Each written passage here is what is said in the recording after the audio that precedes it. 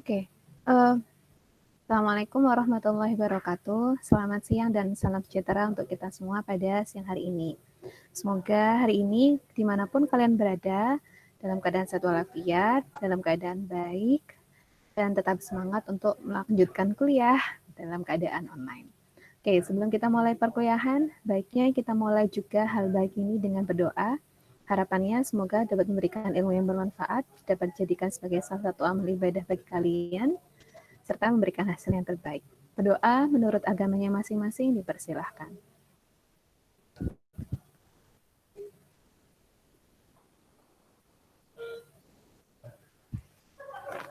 Amin. Berdoa untuk saat ini dapat dicukupkan. Oke, seperti yang bisa kalian lihat, Buyun hari ini ada di kampus. Background-nya ada di SSC. Cuman memang sebenarnya kampus juga keadaannya sepi sekali karena memang kita belum berani untuk melakukan kegiatan belajar secara offline. Karena mungkin kemarin juga sudah tahu ya, di kampus-kampus besar seperti ITS dan UM tuh ada banyak informasi, UM sih, di Malang tuh banyak dosen-dosen yang ya sebenarnya itu bukan mungkin hanya masalah COVID, memang takdirnya ya. Tapi sebagai salah satu upaya preventif, makanya kita masih melakukan pembelajaran via daring. Oke, jadi kalau kalian tanya, Bu, isi kapan? Sabar saja dulu ya. Sebenarnya kita semua juga pasti pengen melakukan kuliah secara offline. Kayak Buyun sendiri sebenarnya juga kemarin sempat saya bikin WA, sempat saya bikin tambahkan kuisis, sempat saya bikin macam-macam biar kita nggak bosan. Tapi nggak apa-apa. Memang itu suatu usaha manusia untuk beradaptasi. Oke, amin firman ya. Maret bisa offline. Oke, kemarin sudah saya jelaskan materi terkait HACCP yang kebetulan Buyun lakukan materinya via WAG. Tetapi di akhir materi saya juga sambungkan dengan quizzes kemarin ya. Oke. Kemarin juga sebenarnya di dalam WAG saya infokan kepada kalian. Ada salah satu kuliah WAG menarik yang dilakukan oleh kakak kelas saya. Kemarin saya lihat ada dua teman kalian yang join. Ada Mas Miftah sama Mas Cio. Oke, yang sudah join di sini, Mas Miftah dan Cio, boleh saya mendengarkan dulu dari kalian kesan dan kira-kira materi apa yang kemarin kalian dapatkan dari perkuliahan WAG yang kemarin yang sempat kita ikuti bersama. Monggo, siapa dulu? Miftah boleh atau Mas Cio dulu boleh?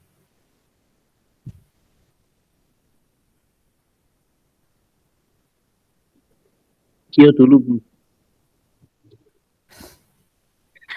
Ayo Cio.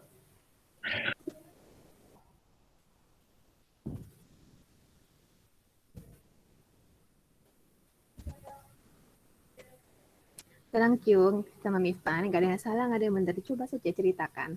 Kemarin sepertinya banyak sekali kan di kulab terkait registrasi produk pangan di BPOM itu cukup menarik gitu kan. Ya, Cio-nya gitu. Ya udah saya dulu aja, Bu. Oke, silakan. Kalau dari yang saya lihat kemarin itu lebih kepada sharing, Bu, kebanyakan itu, Bu.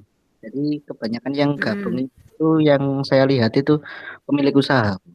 Jadi mereka lebih ke sharing gimana caranya dapat izin PIRT, kemudian gimana caranya prosedurnya gimana, kayak gitu sih. Kalau untuk Oke. Nah, boleh mungkin. Silakan lanjutin dulu. kalau untuk dari materinya sendiri itu tidak terlalu dispesifikkan. Jadi diberikan secara umum gitu aja, terus langsung lanjutnya itu sharing, ya langsung sharing-sharing gitu. Jadi yang saya tangkap. Oke. Oke, terima kasih Miftah. Kalau berikutnya, Mas Cio.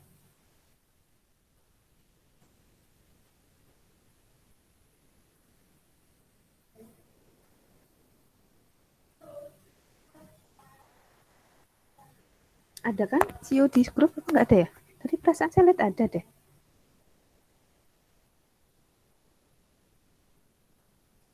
Keluar ya? Hmm, Oke, sepertinya mungkin agak sedikit gangguan. Oke, dia masuk lagi. Oke, Cio, selamat datang. Sudah bisa dapat koneksi?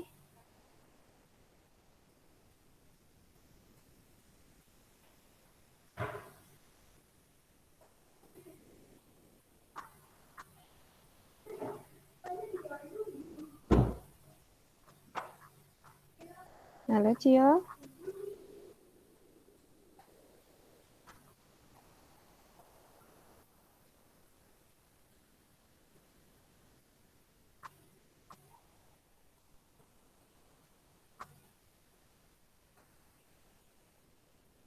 Oke, mungkin nanti Cio saya minta juga menginfokan ya. Jadi sebenarnya di dalam kemarin kita sudah bahas ya terkait produk penjaminan mutu produk pangan. Salah satunya adalah lewat skema HACCP dan sebenarnya ada GMP. Nah, dalam berbagai skema tersebut, entah dia melalui JMP atau HACCP, intinya jika dalam pelaksanaan skema tersebut perlu adanya pengakuan. Dan pengakuan yang paling minimum itu adalah pengakuan terkait izin edar produk. Terkait izin edar produk itu ada beberapa jenis. Yang paling sederhana adalah izin edar produk untuk yang tipenya adalah tipe produk pangan rumah tangga, maka dikenal dengan PIRT. Adapun PIRT ini mungkin saya yakin kalian juga sudah cukup banyak berkecimpung di dalamnya. Saya ingat waktu itu TIN pernah ngadain kegiatan untuk kita turun lapang terkait membantu untuk para UKM untuk melakukan pendaftaran PIRT. Jadi kalau PRT itu memang dia produk rumah tangga dan pengajuannya itu pada Dinas Kesehatan Kabupaten atau Kota. Jadi itu. Produk apa saja yang harus di PIRT-kan? Ya, intinya paling sederhananya ya produk yang dihasilkan rumah tangga. Kecuali untuk produk-produk yang terbuat dari susu dan produk beku. Jadi sebenarnya kalau produk itu misalnya dia buat donat frozen. Nah, karena dia disimpannya frozen, maka nggak boleh ajuin PRT. Atau yogurt. Nah, yogurt itu olahan susu itu juga sebenarnya nggak boleh diajukan PRT. Nah, pengajuan berikutnya selain yang PIRT adalah BPOM. BPOM itu yang sering kita dapatkan di produk, yang dia labelnya adalah MD atau ML itu tadi.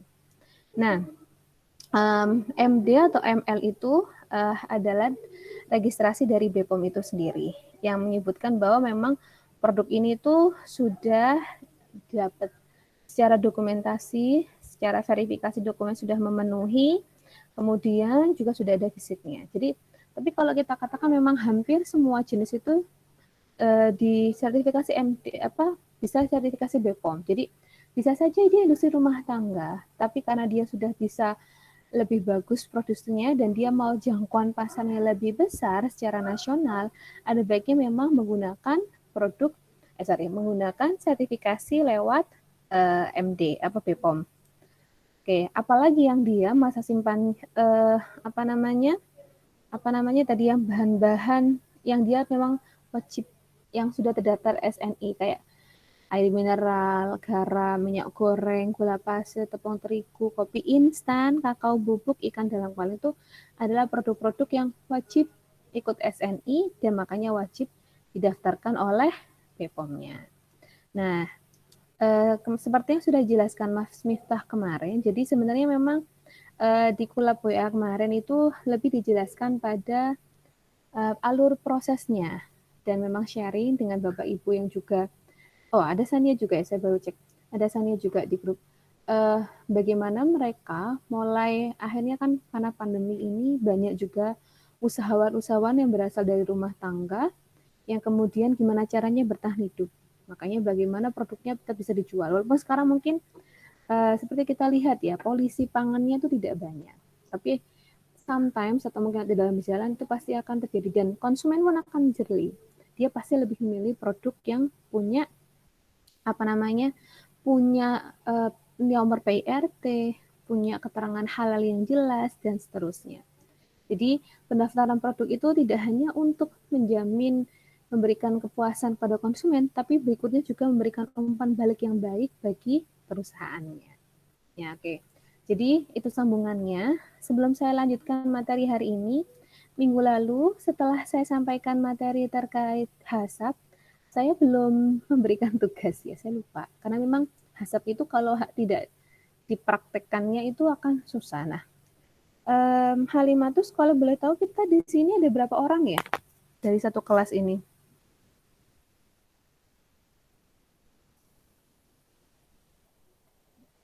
14 kayaknya, Bu. Oke, 14. Kalau gitu dibagi satu kelompok ada 3 kelompok saja. Jadi satu kelompok berisi 4 sampai 5 orang ya. Jadi satu kelompok berisi 4 sampai 5 orang. Saya bebaskan. Masing-masing kelompok nanti memilih satu produk yang akan kalian coba susun terkait dokumen HACCP-nya. Ya. Dokumen HACCP-nya. Jadi 5 orang tadi, seperti yang kita bahas di minggu lalu, kan ada yang menjadi pembentukan tim dulu. Jadi nggak harus semuanya adalah orang produksi atau mungkin produksi tapi yang dia concern ke apa atau apa di dalam produknya. Pilih produknya dulu ya. Apakah mau yogurt, apakah mau macam-macam boleh ya. Pasti produk pangan ya. Apakah dia mau susu dalam kaleng, ataukah dia mau sambal instan, ataukah mau snack coklatos ataupun lain-lainnya, silakan tentukan produknya. Setelah kalian menentukan produknya, kemudian kalian melakukan pengisian. Nanti saya ini lagi loading saya. Kalian isikan di form yang akan saya berikan ke kalian ini terkait kelengkapan HACCP-nya. Jadi kalian pertama itu kan menentukan dulu deskripsi produk. Ambil foto kemasan produknya, kemudian jelaskan produk ini seperti apa, masa kadaluarsanya berapa lama, dan seterusnya. Deskripsi penggunanya siapa, apakah untuk umum, ataukah untuk anak-anak, ataukah untuk seperti apa. Macam-macam terserah produknya, boleh kecap, boleh saus. Mungkin kalau mau kalau permen jangan, dia nggak terlalu banyak faktor pesannya. Kalian definisikan, kemudian masuk ke langkah berikutnya, diagram alir dan verifikasi diagram alir. Nah, untuk verifikasi diagram alir, ini kalian bisa ambil dari dari site perusahaan yang, jadi misalnya gini, es krim. Nah, kalian boleh ambil tuh es krimnya dari es krim mana nih, apakah dia es krim Campina atau es krim apa. Itu jadi disesuaikan. Bisa kalian cari dari laporan lapangnya. Oke, sebentar, saya present dulu ya. Nanti Mbak Halimatus bisa dibagi ya kelompoknya ya. Kalau bisa yang setara lah ya.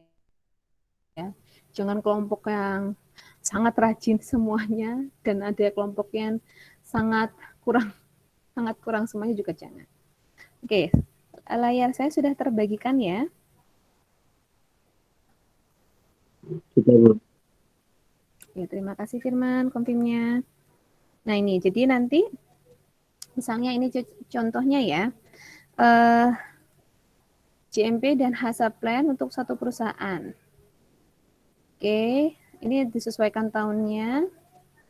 Oh, yang GMP-nya ini saya sebutkan saja. Jadi kalian nggak usah isi, tapi nggak apa-apa. Ini saya memang dokumennya saya kebetulan tahun lalu tuh sudah kasih ke mahasiswa kakak kelas kalian, jadi biar mereka tahu. Jadi kalau di industri mau cek kesesuaian GMP itu, kalau nanti kalian juga ya mau praktek magang terkait GMP itu, misalnya kalian cek didasarkan aturan ini, Kepala BPOM HK 031230421207 tahun 2012. Jadi kalian cek apakah lokasi lingkungan produksinya itu tidak terawat, kotor, berdebu, ketidaksesuaiannya seperti apa, mayor, minor, parah, dan seterusnya.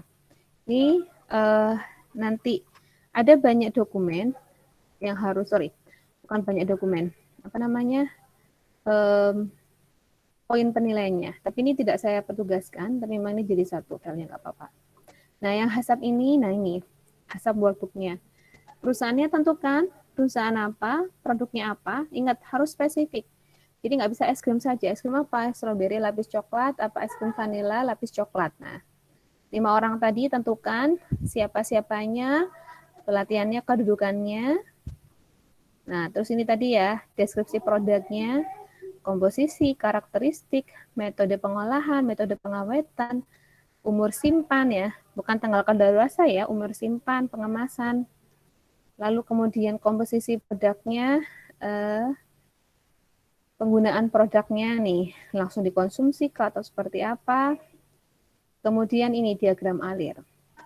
Nah, diagram alir ini sesuaikan dengan tadi saya katakan, ini boleh kalian lihat dari laporan magang dari kakak-kakak kelas kalian atau apa, tapi saya mohon ya jangan kemudian misalnya nih Mbak Desi kemarin kan tentang ini, jangan kemudian kalian kopas dari laporannya Mbak Desi, bukan, tapi saya akan cek juga kan hanya 3 kelompok ya, perusahaannya siapa yang dijadikan dari laporannya siapa, tapi jangan dia jadikan kopasnya, tetap kalian yang harus menentukan. Nah kayak gini nih, ini contohnya ya. Analisa bahayanya, misalnya penerimaan udang, ini misalnya buat tim nugget. Nah, potensi bahayanya apa? Secara fisika, kimia, atau biologi. Ini sebenarnya ada yang mencantumkan secara quality, tapi di sini tidak saya, nanti dihapus saja nggak apa-apa, nggak perlu. Karena kualitas biasanya ya kualitas, tapi biasanya tidak merusak. Jadi gini, bedakan bahaya secara kualitas sama bahaya fisik, biologi, dan chemical. Kalau basic biological chemical itu sebenarnya yang ditangani HACCP, yang mana dia menyebabkan kerusakan dan berbahaya bagi kesehatan. Tapi kalau hanya quality, itu biasanya banyak penurunan mutu grade-nya saja. Jadi nanti bisa saja misalnya yang ini dihapus saja nggak apa-apa. Nah, nanti dicek bahaya fisik, biologi, dan chemicalnya, penyebabnya apa. Cari sampai selesai. Nah, kemudian dari bahaya-bahaya tadi ditentukan mana yang merupakan titik kritis atau critical control point-nya. Pakai diagram alirnya ini. Jadi, misalnya tadi penerimaan bahan baku. Nah, ini. Pertanyaan pertama cocok nggak? 2 cocok nggak? 3 cocok? Dan seterusnya. Apakah dia CCP atau hanya CKP? Critical control point di critical quality point. Jadi pada kualitas saja. Kalau yang nggak diterima biasanya ini quality, bukan critical control point. Ini nanti mungkin mungkin kalau kalian ikut pelatihan HACCP, dokumen HACCP-nya ini akan ada berbeda-beda. Ada yang dia di analisa bahayanya seperti yang saya ceritakan kemarin, dia memperhitungkan peluang kejadian dan tingkat keparahan. Itu juga boleh. Ada yang tidak menentukan itu, tapi identifikasi baru nanti dimasuk di bahaya. Nah, itu macam-macam memang. Nggak usah bingung ya. Ini saya contohkan satu, nanti kalau mau yang tunjukkan itu saya akan berikan lagi. Jadi, banyak memang versi dokumen HACCP-nya, tidak masalah memang itu. Jadi, memang disesuaikan dan kadang-kala disesuaikan sama pihak pemberi sertifikatnya gitu. Nah, ditentukan apakah dia CCP atau tidak. Setelah ditentukan dia CCP dan tidaknya, di masing-masing baru yang CCP tadi dimasukkan di sini. Oh, dia penerimaan udang, penerimaan apa, bahayanya apa, batasnya seperti apa. Nah, ini. Oh, harus negatif, harus berapa PPB dan seterusnya. Setelah itu baru nah ini contoh yang tadi lainnya. Ini sampai di sini yang form ke penentuan critical limit. Nah, yang ini di prinsip analisa bahaya ini saya tunjukin tadi. Ini beda lagi. Ini contohnya air, mikro, kimia, fisika. Jenis bahayanya apa, sumbernya apa. Nah, di sini ada tindakan pengendaliannya saya katakan tadi. Ada peluang sama keparahan. Jadi, ada hingga hasilnya signifikan sama non-signifikan. Peluangnya medium. Kadang ada, kadang enggak. Tapi parahnya loh, kayaknya nggak signifikan. Medium tapi kalau lagi parah banget, nah berarti signifikan. Oke, jadi bisa macam-macam, bisa bentuknya yang ini, bisa bentuknya yang tadi. Ini memang lebih detail dan memang lebih spesifik lagi, jadi biar lebih kebayang kalian. Oke, ini contohnya. Nah, kemudian ini masih di dokumen yang sama, dia bahas. Saya tunjukkan ke bawah lagi ya. Karena memang setiap proses harus diidentifikasi apakah ada bahaya mikroba. Nah, kalau memang enggak nih, kayak contohnya ini ya, pengemasan, pakai etiket langsung ke apa namanya di kemasannya. Adakah bahaya kimia? Enggak ada. Bahaya fisik enggak ada dicoret. Tapi kalau dia di etiketnya kemungkinan ada bahaya, disebutkan mikroba, ada bahaya. Nah, yang ini tadi sama juga kayak yang sebelumnya, penentuan dari CCP. Pertanyaan 1, 2, 3, 4, CCP atau tidak. Nah, itu tadi ya. Nah, ini sama, cuman bedanya tadi ini. Dia di sini menunjukkan adanya adanya analisis yang lebih mendalam terkait peluang dan keparahan. Nah, lalu sama menentukan batas kritisnya. Nah, yang berikutnya sama nih ya, nanti tabel yang atas sama bawahnya sama. Setelah ketemu batas kritisnya, berikutnya adalah tindakan untuk prosedur monitoringnya. Mengikuti 4W 1H. What, apa yang harus diukur, suhu dan waktunya. Where, di mana proses pasteurisasi ini harusnya lebih lengkap juga. Pasteurisasi di tangkinya, itu harus lengkap. How, di monitoringnya adalah ternyata bukan di tangkinya, di plate heat exchanger-nya, suhunya. When-nya di awal proses dan akhir siapa? Operator mixing. Jadi ini harus dijelaskan di monitoringnya. Setelah monitoring, yang berikutnya adalah koreksi. Jadi kalau misalnya something happen dan dia melebihi batas kritis, saat dilakukan pengecekan oleh orang ini, apa yang dilakukan? Nah, ini segera. Apakah rework, dipasteurisasi ulang? Antara pencegahannya seperti apa? Dikalibrasi sensornya, kemudian di-maintain alatnya. Nah, itu disebutkan. Oke, selain koreksi, baru yang terakhir adalah verifikasi. Verifikasinya atau di review berapa, kayak kemarin ya, saya jelaskan kayak review alat setahun sekali, review terkait prosedur 3 bulan sekali. Nah, itu disebutkan di sininya.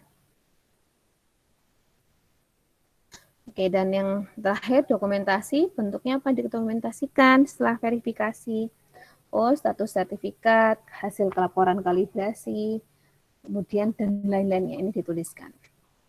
Oke, jadi untuk kelompoknya, kan ada 3 kelompok ya, nanti dari masing-masing kelompok tentukan 3 produk. Dari satu kelompok, satu produk, jadi ada 3 produk.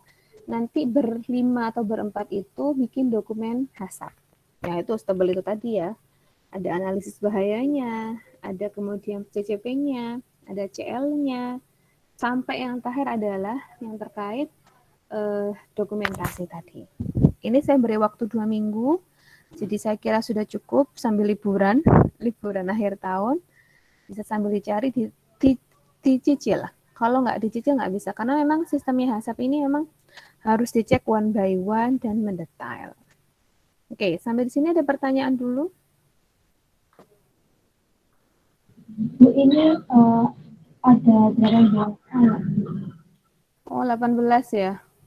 18 kan HACCP itu biasanya rata-rata 5-an sih. Kalau 18 bagi 5, 3 ya. Oh ya udah dibagi menjadi 4 kelompok ya. Kalau dibagi 3 kebanyakan 6 orang. Jadi bagi 4 kelompok, ada yang 4 orang, ada yang 5 orang. Ya.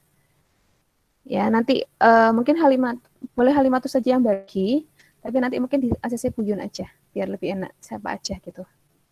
Ya, bagi 4 sama bagi 5. Dibagi 2. Oke, ada lagi pertanyaannya dari teman-teman? Nanti format yang tadi Bu Yun jelaskan dikirim nggak Bu di DC? Oke, nanti saya kirim di Google Classroom-nya. Oke, baik Bu. Jadi ya kira-kira kalau kalian ikut pelatihan HACCP, sering kan kalian juga kayaknya mau ikut pelatihan HACCP, isinya apa ya? Isi materi pelatihan HACCP itu ya kayak gini. Kalian diberikan penjelasan terkait masing-masing dari stepnya HACCP, lalu kalian diminta tugasnya. Nanti diminta tugasnya kalian buat dokumennya, kalian presentasikan gitu.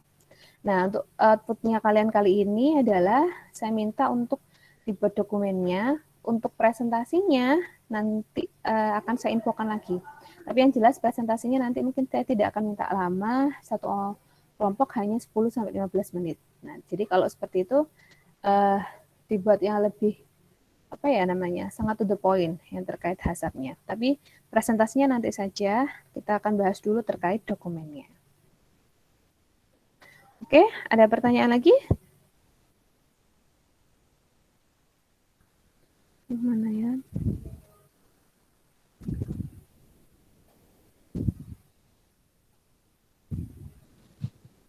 Lalu Bu Yunita mau bertanya. Oke, Sania ya ini, silakan. Berarti nanti apa tahapannya setelah pengumpulan laporan lalu presentasi gitu ya Bu? Baik Bu, gitu. Iya. Makasih Bu. Oke, sama-sama. Oke, sekarang materi kita adalah terkait Oke, kalian milih deh. Kita membahas sensori dulu, apa melanjutkan terkait kemarin kita akan bahas label produk, label pangan dulu.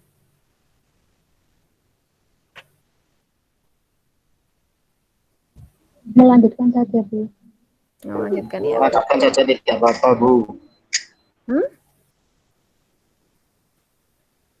Melanjutkan saja.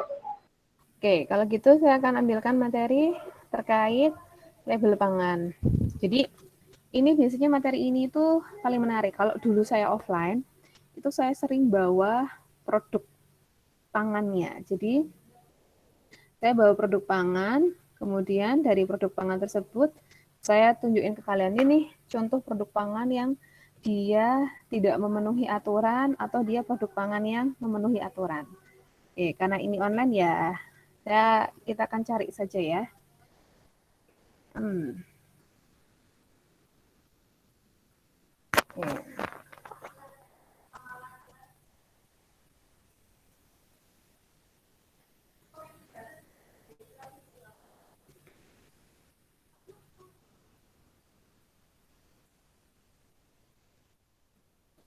Jadi yang akan kita bahas hari ini adalah terkait label produk pangan.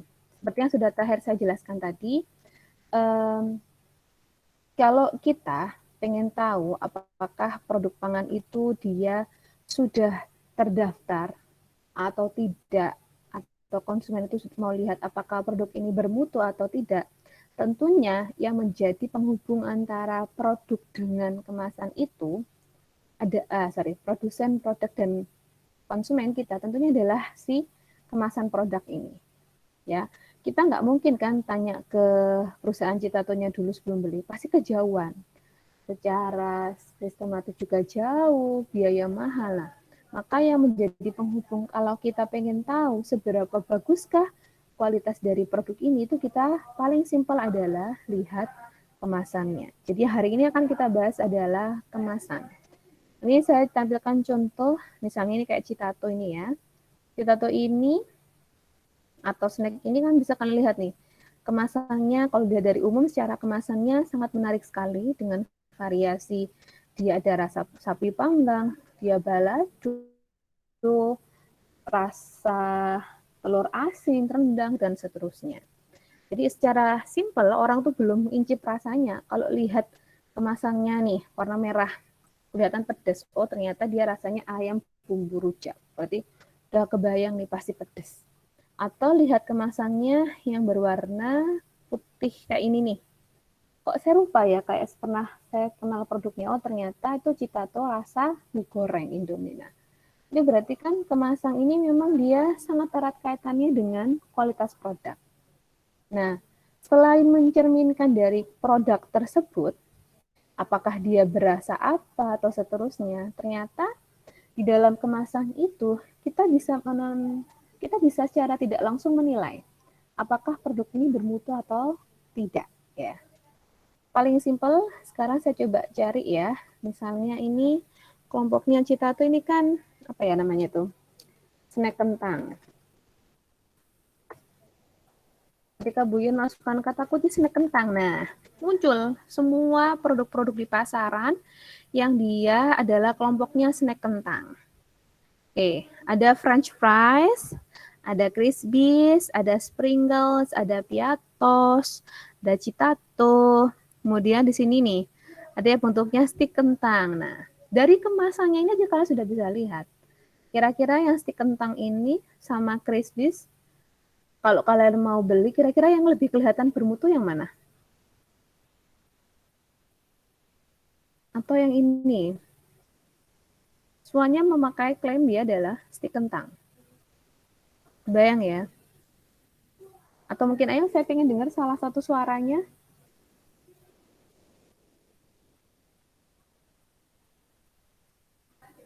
Halo, gimana Bu?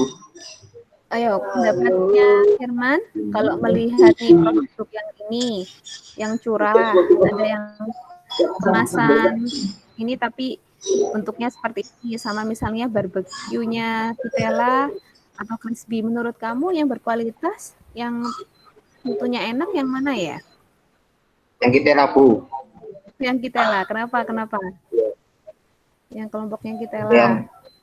Yang pertama itu ya pasti safety lah Bu, karena hanya apa ya, dicantumkan terkait semua label-labelnya di sana. Dan untuk harganya juga lebih mahal kita lah, karena harga juga nanti mempengaruhi kualitas. Oke. Mungkin itu dari saya. Oke, terima kasih Firman. Yang lainnya mungkin ada yang ingin menambahkan?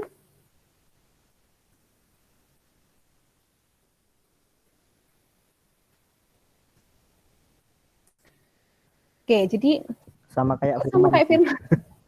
Apalagi mungkin tambahannya ada yang berbeda lagi nggak? Yakin kalian ngerasa ini nggak enak? Ataupun yang ini nggak enak? Kayaknya kita beli-beli aja ya, 2000 ini ya.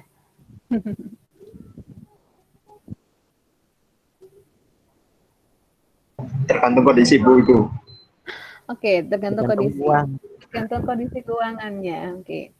Nah, secara umum sebelum kalian melihat produknya sendiri, sebelum kalian incip ya, ya memang sih biasanya judging something by its cover itu mesti yang biasanya kita sering lakukan ya.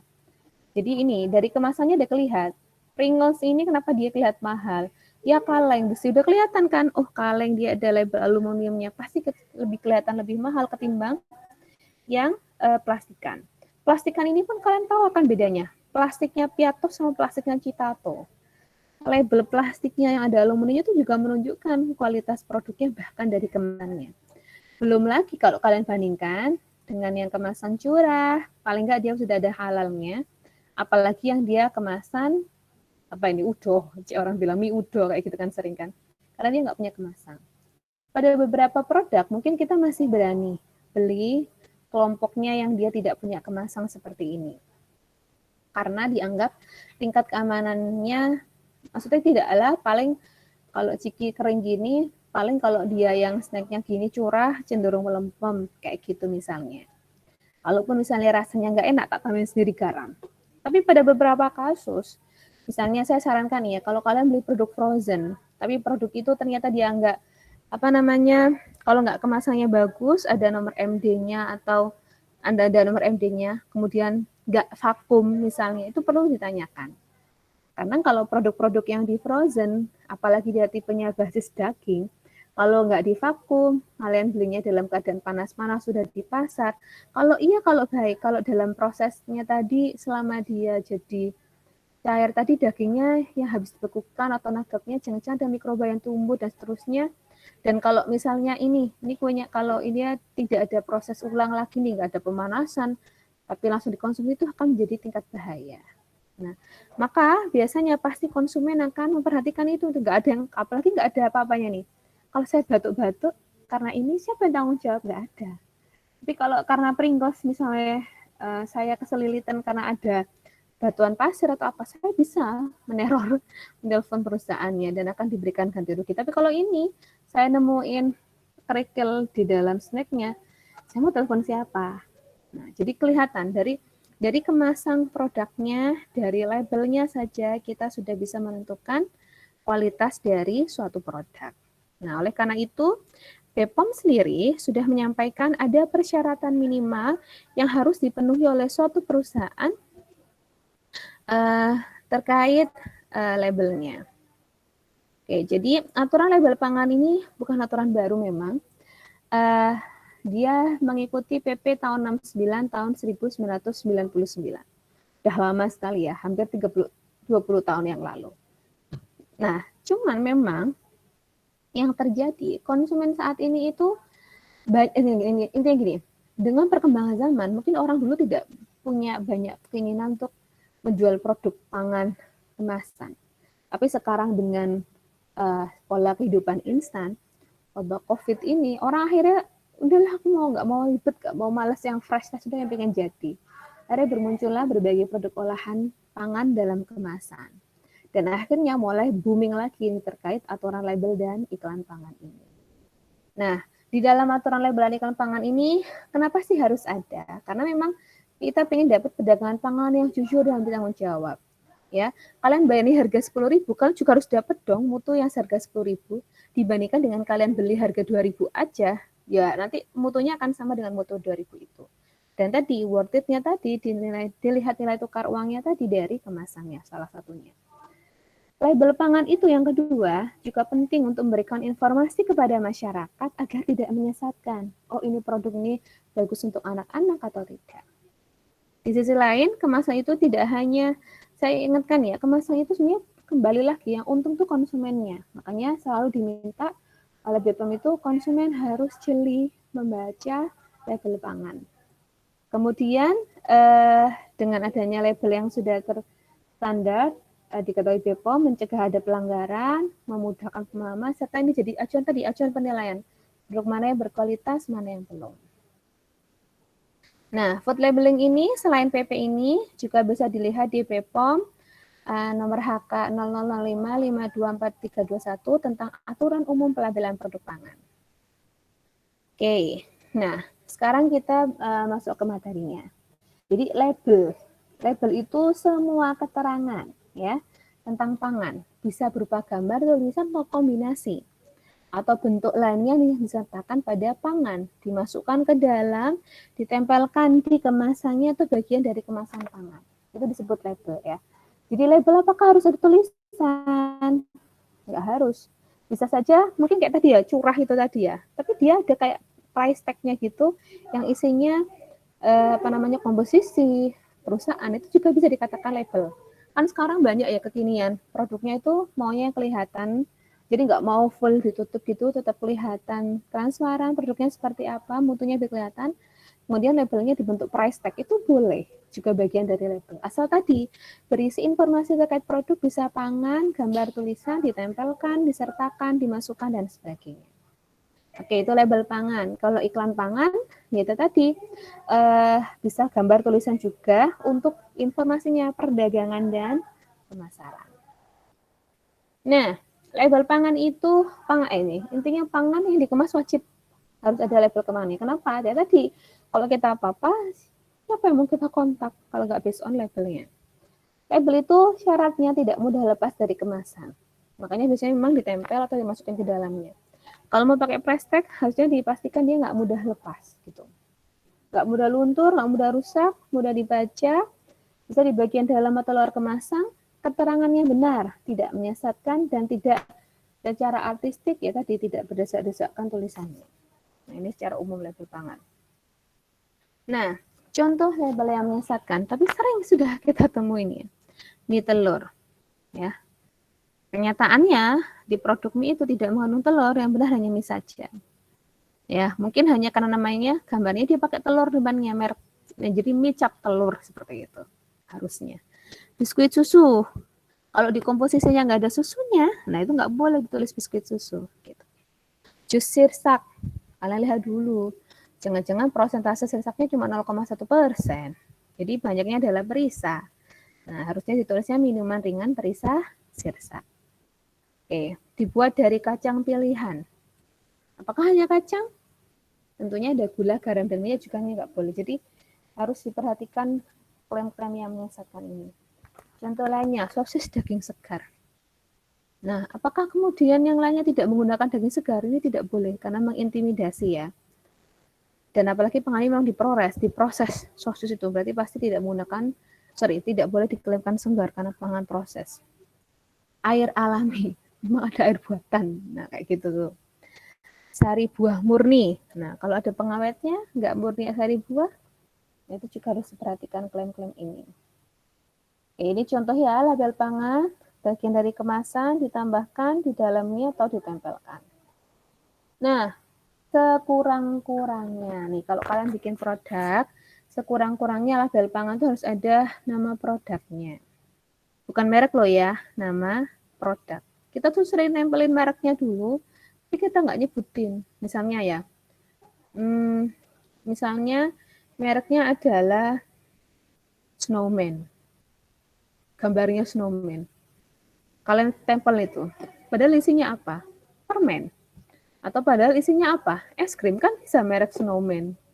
Jangan-jangan pulpen juga merek Snowman. Jadi nggak boleh langsung mereknya, tapi kalian tunjukkan dulu nama produknya. Ya, daftar bahan yang digunakan untuk komposisi, berat bersih, isi bersih, pabriknya, tanggal, bulan, tahun, kadaluarsa. Nah, ini kayak gini nih. Nama dagang, nama produk. Nah, nama dagang ini merek kayak Sambiu, selai, kacang, gitu. Beratnya berapa? 200 gram. Nomor pendaftaran perusahaannya, nama perusahaannya, komposisinya, tanggal kadaluarsa. Bentar ya.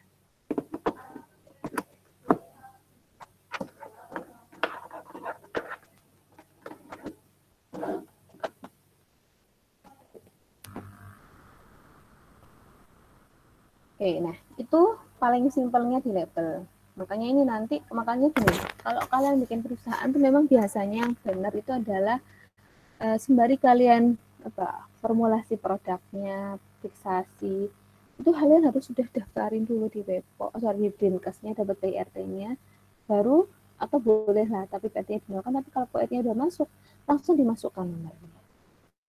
Karena di label ini juga penting tadi dimasukkan nomor pendaftaran, biar tahu kalau produk kalian ini safe dan terdaftar. Gitu. Nah, kalau mau nih Bu, misalnya kan banyak tuh Bu kalimat-kalimat menarik di label pangannya. Mencegah kegemukan, kayak gitu.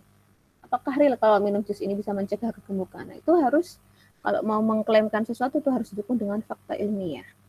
Dan nggak boleh sebenarnya mencantumkan fungsi makanan sebagai obat, karena makanan dan obat itu berbeda. Kalau namanya obat itu ada dosisnya, diminum 3 kali sehari. Kalau makanan nggak bisa, nggak ada, karena kita bebas mau makan kapanpun ya makanan itu. Lalu tidak boleh menyantumkan nama, logo, identitas lembaga yang menganalisis. Nah, biasanya itu gini tuh, sering kemarin tuh kayak telah diuji di laboratorium dulu ya, laboratorium IPB dan ITB itu nggak boleh, karena nggak mengklaimkan. Nah, kecuali kalau memang tipenya dia adalah produk apa ya, kayak CSR tuh biasanya masih boleh tuh diklaimkan. UKM ini adalah CSR binaan Semen Indonesia. Gitu. Tapi ada penjelasannya. Tapi bukan berarti kemudian membawa. Tapi itu juga pasti tidak banyak sih sekarang sebenarnya yang pakai itu. Oke, halal nggak boleh asal dicantumin halalnya. Jadi baiknya halal itu sama kayak BPOM juga, dia dilakukan pendaftaran. Jadi nggak asal ditempel tulisan ha, lam, kemudian mim. Halal, lam, alif gitu, nggak boleh. Nih, ini contoh yang dilarang. Oke, telah diuji di Institut Pertanian, ini nggak boleh, gini tuh. Ini. Atau ini, certificate by BPOM, nggak boleh.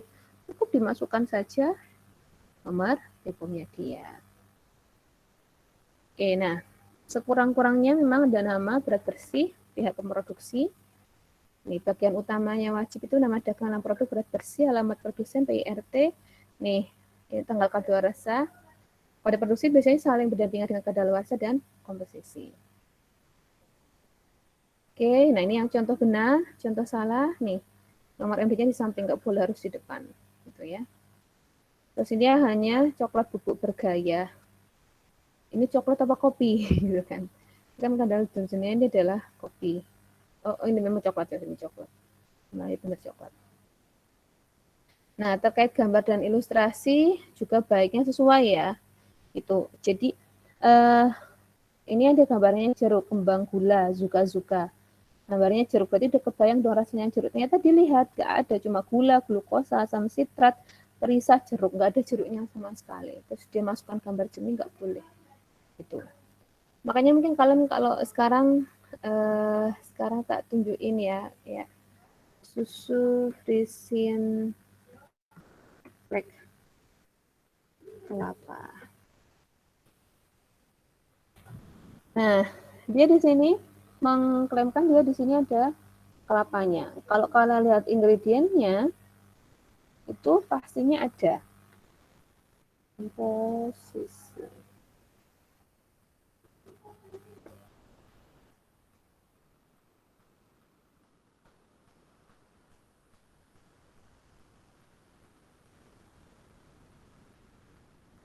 Nih, ada susu segar, air, bubuk buttermilk, ekstrak air kelapa, walaupun hanya 0,01%. Tapi dia nyebutin ada ekstrak air kelapanya. Jadi dia mengklaimkan masukkan itu gambarnya itu. Tapi kalau ternyata, kok malah buka ya. Tapi kalau ternyata dia nggak ada di komposisinya ekstrak air kelapa, maka nggak boleh tuh di gambar depannya digambarkan kelapa ini. Kayak yang di slide ini kan jeruk, tapi nggak ada nih, itu nggak boleh kayak gitu.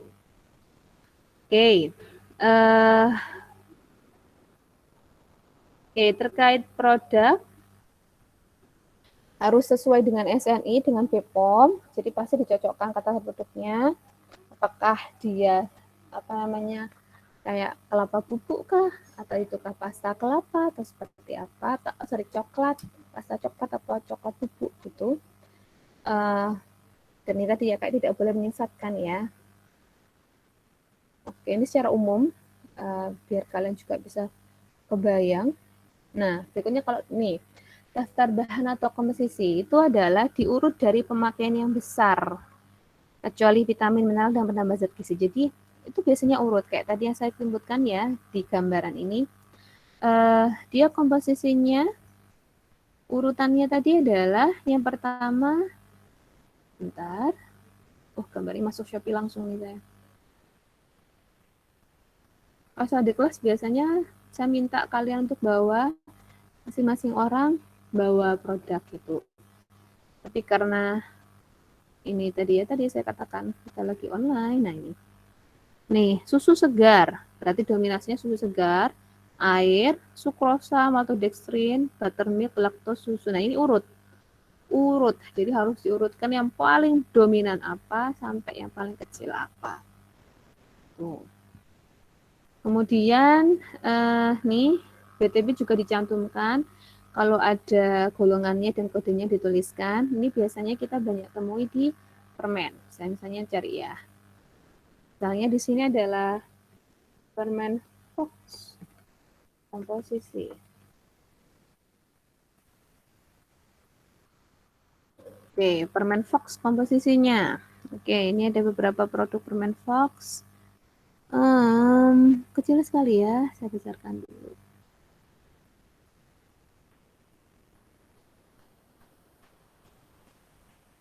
Semuanya masuk ke dalam laman penjualan ya. Tokopedia, Shopee ini menunjukkan kan betapa tepatnya harus informasi itu, harus penjualan. Makanya sekarang kita nggak bisa tahu produsen produk ini kalau nggak dari kemasannya. Oke. Nah, ini bisa dilihat ya. Oke, ini di atasnya ada tulisannya. Gula, sirup glukosa, asam laktat, perisa sintetik, perisa alami, konsentrat lemon, walaupun hanya 0,001%, madu bubuk 0,001%.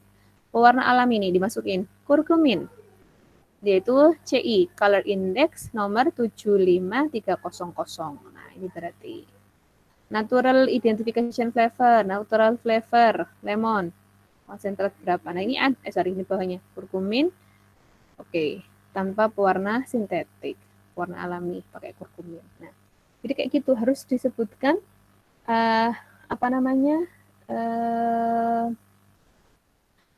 indeksnya, tipe golongannya. Oke, air yang ditambahkan juga harus dicantumkan kecuali bagian dari bahan atau menguap setelah proses pengolahan. Kayak tadi contohnya di susu bubuk, susu cair tadi, susu segar tetap ada tambahin air kan? Air, dituliskan air sebagai bahan baku. Ini air, kacang kapri, garam. Yang paling banyak ini air, mungkin jus kapri ya. Oke, berat bersih atau isi bersih, tergantung jumlahnya. Kalau dia padat biasanya pakai berat, kalau cair pakai isi. Tulisan dan gambarnya, perhatikan ketentuannya, hurufnya, lebih estetika juga, cuman perhatikan ini, pangan babi, kemudian minuman beralkohol, gitu. Ada informasi di bawah 21 atau wanita hamil tidak boleh minum, gitu. Oke, jika menggunakan pemanis buatan, nah, ada kalanya beberapa produk itu mengklaimkan dia menggunakan pemanis buatan, sehingga dia cocok digunakan untuk orang yang kalau kategori tertentu kayak diabetes. Saya carikan gambarnya, misalnya susu kental manis dari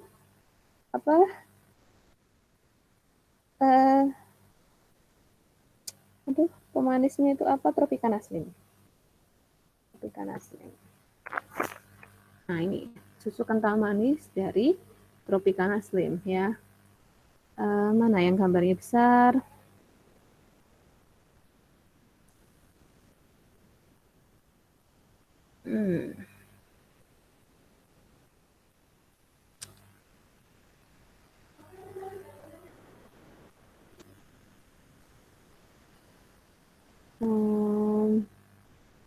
Mana ya?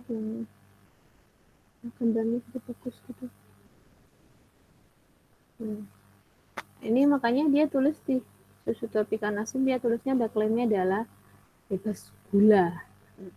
Gula dalam hal ini adalah sukrose. Langsung ya keluarnya ya. Nih. Langsung keluar nih. Susu kental manis topping bebas gula. Topping kental manis. Ini ada tulisnya bebas gula. Nah, ini pasti di belakangnya juga harus disebutkan nih. Dia bebas gulanya ini kenapa? Apakah memang nggak ada gula atau digantikan dengan tadi bahan pemanis buatan sintetiknya. Nah, perlu. Nah, kalau dia pakainya aspartam atau sorbitol, ini perlu peringatan khusus. Ini kayak tak carikan, biasanya kita dapatkan di, saya dulu pernah cek ya, es jus. Ini contohnya adalah di produknya es jus ini ya. Oke, saya buka di mana ya?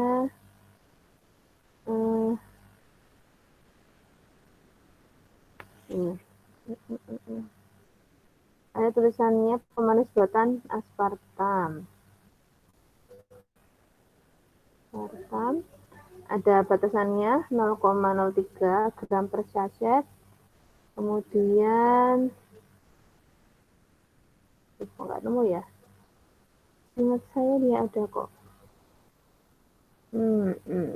Bentar ya, kita cari dulu. Coba kita cari Nutrisari. Saya apa ya?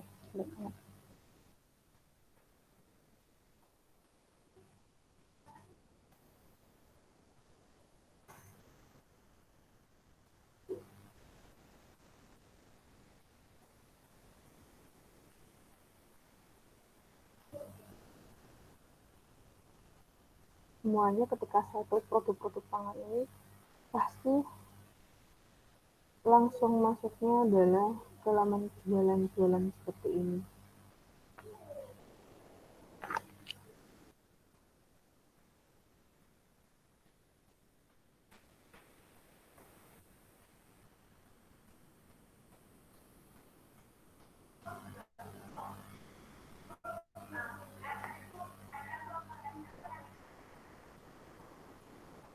Nah,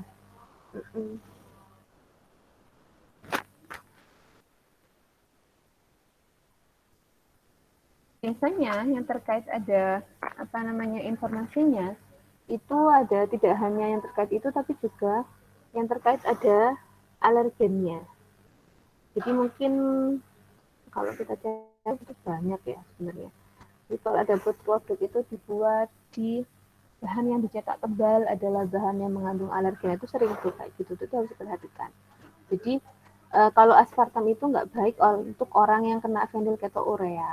Nah, ini jadi ada penggunaan khusus. Sorbitol yang menyebabkan pengasaran lambung. Oke, nama dan alamat perusahaan ini juga harus diperhatikan. Apakah dia distributor atau produsen? Jadi ada kalanya dia itu kayak saya sebutin ya, Bu Muzana.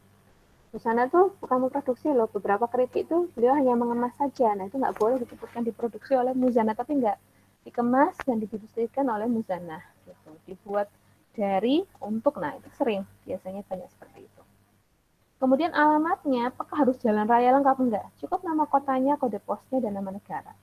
Biasanya makanya kalian sering lihat tuh kemasannya Geri Coklat atau cuma ada Gresik gitu doang. Terus 61115, kode posnya Triorejo, dan nama negaranya Indonesia. Jadi contohnya ya, dibuat oleh PT Jakarta untuk PT Jakarta, kode posnya Indonesia. Oke, halalnya, alcohol POM, kadaluarsanya itu juga. Jadi sini, kadaluarsa itu adalah batas akhir pangan itu dijamin mutunya sepanjang penyimpanan pangannya oke, sesuai dengan persyaratan yang ditunjukkan oleh produsen. Maka produsen itu kalau terjadi apa-apa dari konsumen yang mengkonsumsi, dia siap mengklaimkan apapun keluhannya gitu. Nah, tanggal kadaluarsa biasanya dimulai dengan kata baik digunakan sebelum ya, atau ya biasanya nggak pakai gitu. Orang-orang sekarang udah paham ya expected, bukan berarti tanggal hari itu, tapi betternya before ya, just before gitu kan. Oke, untuk yang produknya di bawah 3 bulan, tanggal bulan tahun. Kalau di atas 3 bulan, bulan dan tahun. Tapi kalau sekarang alhamdulillah dengan penelitian menggunakan Arrhenius dan sebagainya, bahkan produk yang di atas 3 bulan boleh kita klaimkan hal ini juga karena sudah ada penelitian penelaahan gitu, lebih detailnya lagi. Nah, petunjuk penyimpanan baiknya juga diinformasikan dekat dengan tanggal kadaluarsa.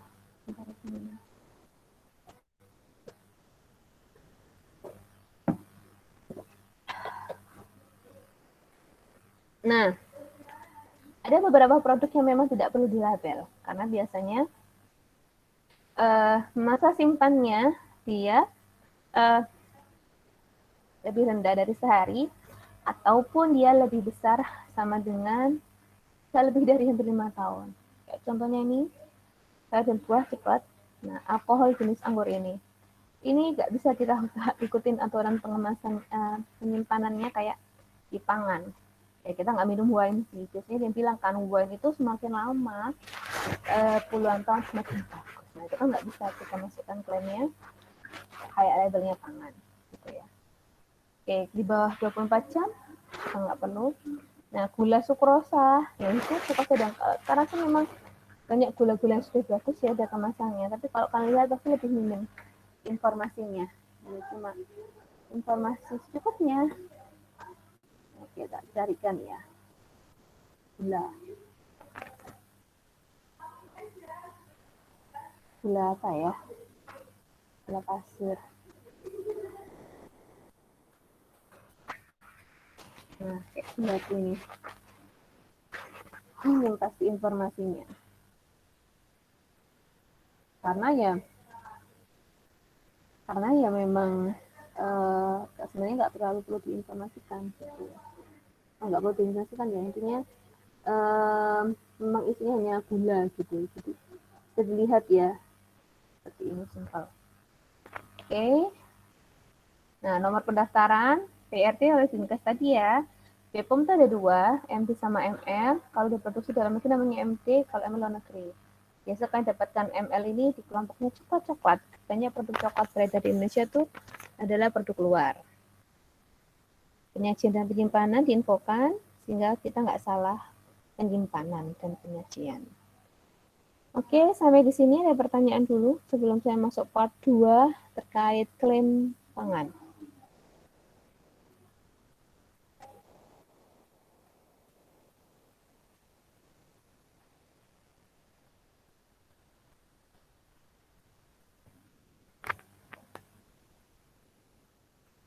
Ada pertanyaan?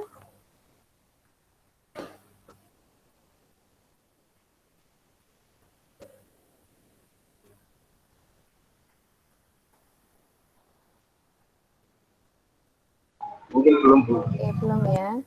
Oke, nah sekarang kita akan masuk materi yang kedua. Kalau tadi terkait label pangan, sekarang tentang klaim pangan.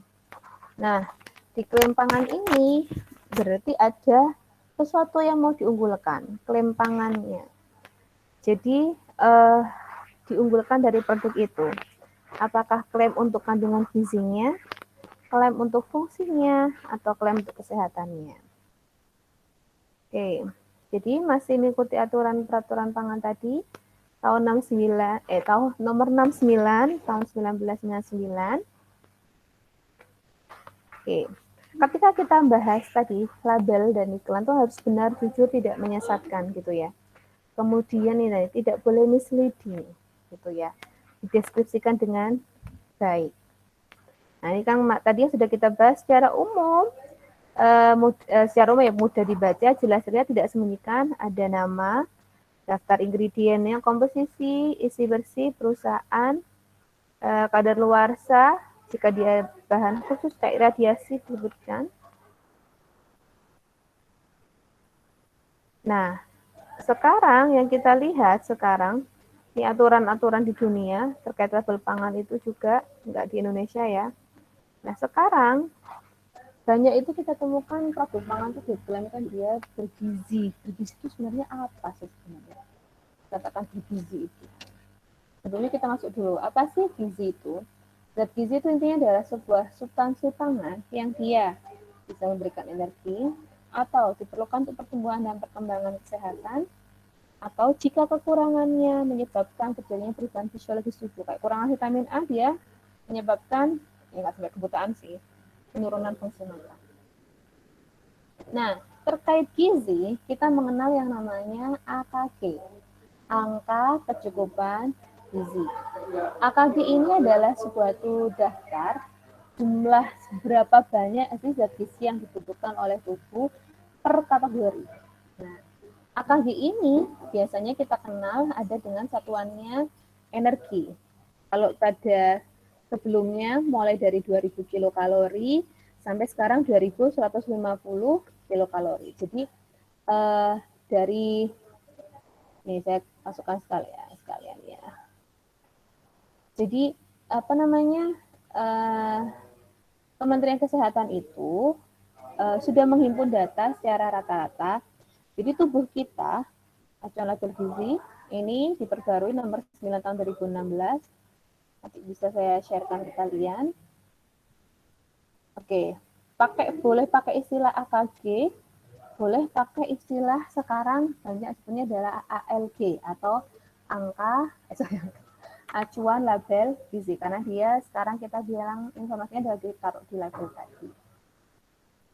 Oke, nah pangan olahan yang mau mencantumkan informasi nilai gizi atau tabel itu harus memenuhi ketentuan angka label gizi. Angka label gizi yang kita pakai sejak tahun 2016, 4 tahun lalu itu berubah menjadi 2150 kilokalori. Jadi kalian kalau cek di banyak produk ya, tadi ya misalnya, tadi sudah hapus ya, Asian Flag, komposisi. Saya suka sekali susunya, jadi saya masukkan Asian Flag komposisi. Ini kok news. Nah, ini. Nah, di sininya di bawahnya pasti ditulis persen AKG atau boleh ALG berdasarkan kebutuhan energi 2150 kilokalori. Jadi angka 2150, oh ini masih 2000 malah, 2000. Dulunya tuh 2000, ini saya akan agak lama mungkin. Sekarang 2150. Kalau kita cari lagi yang lebih new.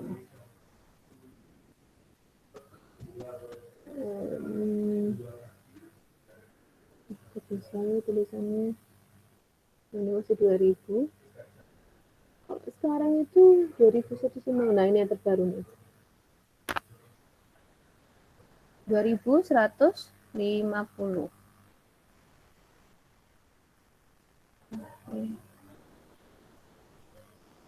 Nah, ini tulisannya 2150 kilokalori. Jadi memenuhi 2150, kemudian nggak mungkin pasti semuanya 100%, pasti ada berapa persennya. Oke, ALG digunakan untuk menghitung persentase AKG dalam informasi nilai gizi untuk melakukan perhitungan persyaratan klaim. Kalau ada pelanggaran, ada informasinya, ada ketentuannya. Ini kayak gini. Jadi, angka kadar gizinya secara umum tuh ini 2150 kalori. Proteinnya itu 60 gram ya. Jadi kalau misalnya di sini nih Frisian flag-nya dia di sini proteinnya ada 6 gram. Berarti 6 per 60 gram itu berapa persen? Ini saya yakin nggak 6 pas, mungkin 5,9 atau berapa. Jadi ini persentase AKG-nya adalah 9%. Jadi angka persentase di AKG ini itu didapatkan dari total dia yang real ada di dalam kemasan ini di 225 mili ini, takaran sajinya per 225 mili, ini bisa dilihat di sini ya. Jadi bacanya per 225 mili, takaran saji itu memberikan energi 60 kilokalori, lemaknya berapa, karbohidratnya berapa, proteinnya berapa. AKG-nya itu didasarkan dari 5 ini dibagi dengan totalnya ini, yang umum ini berapa. Ini adalah nilai masing-masingnya. Jadi itu cara untuk menghitung terkait AKG-nya. Nah, itu perlu kalian pahami di sini informasi itu. Nanti tak share dulu buat kalian, nanti saya sharekan kepada kalian juga.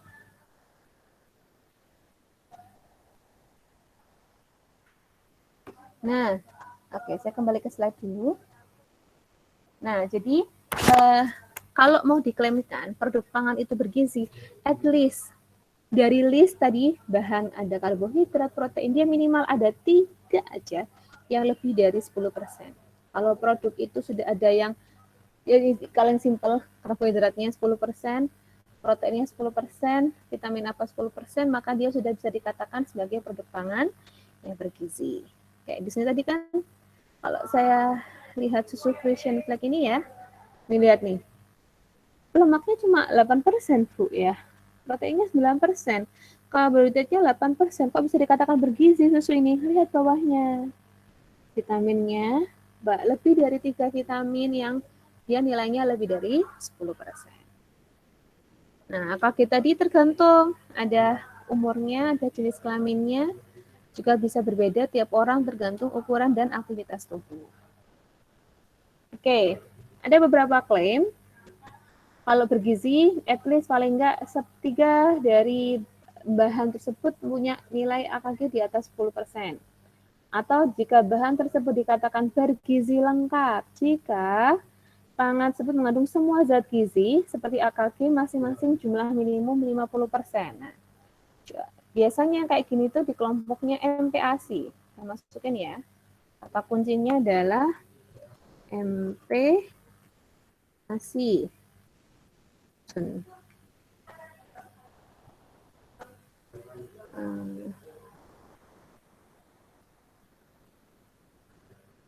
Oke, ini biskuit MPASI. Jika list bahannya hampir semuanya memenuhi 50% bisa dikatakan bergizi lengkap. Oke, ini dia MPASI, sering dilihat ya kalian ya. MPASI ini, nah ini kalau kalian lihat nih, AKG-nya banyak yang ya nggak semuanya 50 sih, ini 50, 30, tapi tinggi semua. Jadi ini bisa dikatakan biasanya kelompok MPASI itu memang dia sampai ini klaimnya adalah lengkap tadi. Tapi harus dicek dulu sebenarnya, ini belum lengkap banget sih.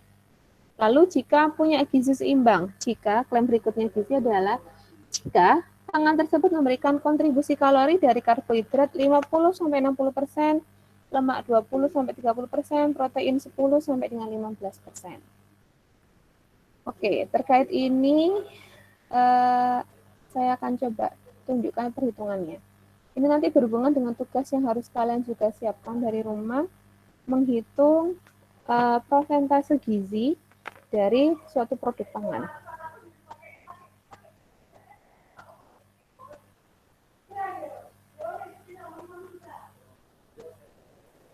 Bentar ya. Oke, sambil nunggu, ini tugas yang harus dikumpulkan minggu depan. Jadi kalian ini tugas pribadi. Masing-masing pribadi, pilihlah satu pangan olahan, bukan satu deh, dua pangan olahan.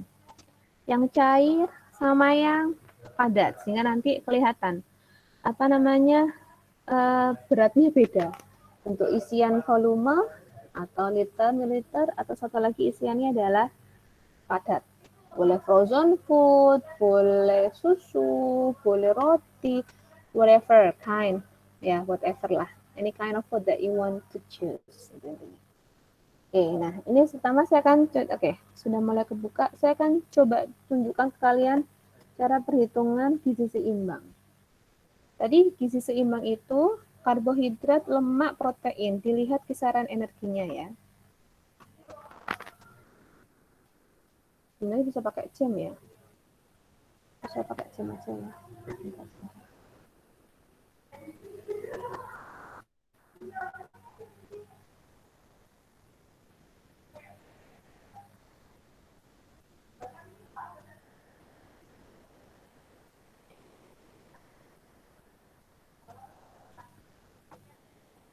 Ya, ada pertanyaan lagi dulu nggak sebelum sini?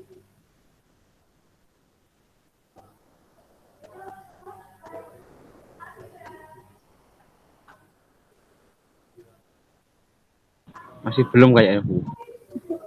Belum ya, Feb ya. Feb, diinfokan teman-temannya jangan lupa besok hari Rabu ya. Ini besok masih Selasa sih. Kita mau khataman. Oh iya, Bu.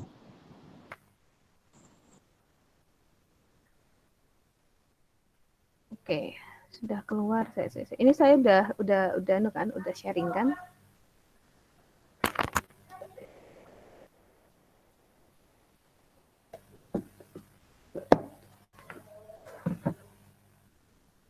Oke, mari kita mulai.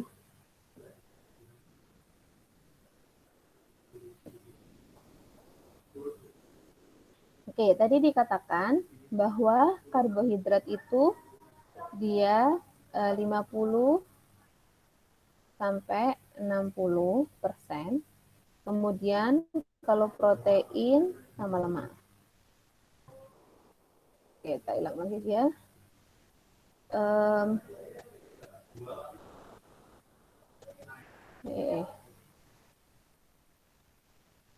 Oke, lemaknya 20-30, protein 10 sampai 15. 10 sampai 15, 20 sampai 30.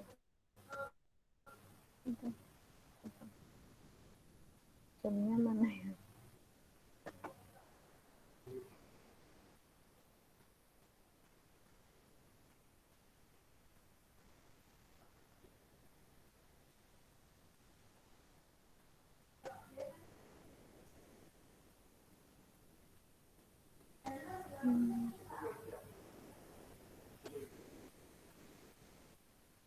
Nah, protein tadi 10 sampai 15, lemak tadi 20 sampai 30. Nah, saya akan masukkan satu contoh saja dari beberapa produk yang sudah kita buka tadi. Ini tadi misalnya kita ambil yang di Fashion Fact tadi aja. Oke, saya catat ya, biasa juga nggak bingung. Jadi Fashion Fact ini bisa dilihat ya bareng-bareng. Lemaknya adalah 5 gram, kemudian proteinnya 6 gram, karbohidratnya 25 gram. Oke, saya sudah dapatkan ya. Jadi kalian nanti nyari lemaknya berapa, lemak total, protein total berapa, karbohidrat total berapa. Oke, ternyata karbohidratnya itu adalah 25 gram, kemudian proteinnya itu adalah 6 gram, kemudian lemaknya dia adalah 5 gram. Oke, sudah kita catat semuanya. Nah, sekarang perlu kalian tahu bahwa pada karbohidrat 1 gramnya menghasilkan kalori sejumlah 4 kilokalori. Ini ya, secara umum. Kalau protein, 1 gramnya menghasilkan 4 kilokalori. Kemudian, nah kalau lemak, ini dia adalah 9 kilokalori. Ya, masih diingat pelajaran di kimia dasarnya. Nah, maka dengan jumlah 25 gram, 6 gram, 5 gram, berapa banyak kalori yang dihasilkan? Maka mari kita hitung kalkulator. 25 kalikan 4 sama dengan 100 kilokalori. Kemudian, alhamdulillah, proteinnya 6 kali 4, 6 kali 4, 24 kilokalori. Kemudian untuk lemaknya 4 kali 9 sama dengan 45 kilokalori. Nah, sekarang kita nih totalkan semuanya. Jadi secara total, berapakah total kilokalori yang dihasilkan per kemasan produk ini? 9, 169 kilokalori. Sekarang kita cek di kemasannya. Jadi saya ngitung ini, kelihatannya asal ngitung ya. Tapi apakah sama dengan yang sudah dihitungkan oleh perusahaan? Energi totalnya 160 kilokalori. Ya, serupalah. Tidak berbeda nyata. 160 kilokalori ya. Ini kalau di kemasannya tadi, ya serupalah. 160 kilokalori. Nah, tadi informasinya kalau produk pangan ini dikatakan bergizi seimbang jika karbohidratnya memenuhi kebutuhan energinya 50-60%. Maka di sini kita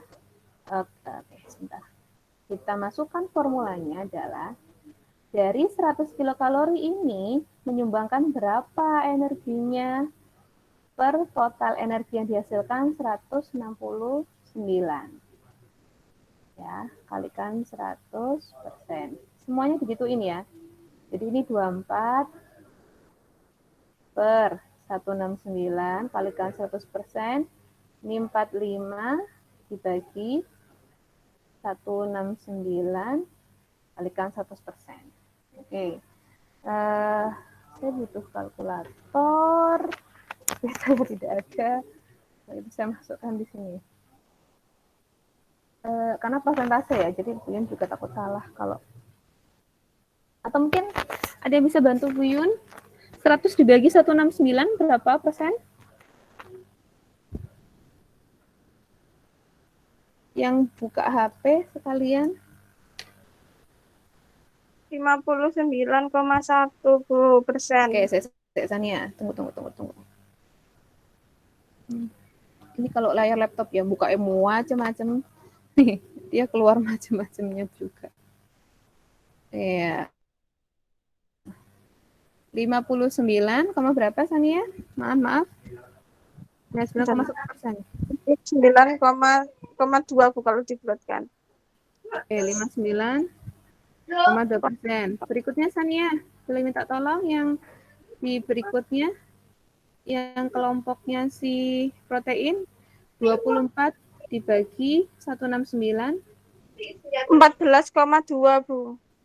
14,2. Sebentar.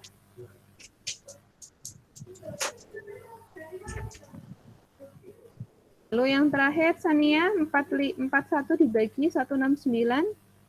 Itu 41 ya, Bu? Dibagi 45. 26,6 Bu. 26,6 Bu. Oke. Lihat sekarang. Apakah susu Frisian Flag ini adalah produk yang memiliki gizi seimbang?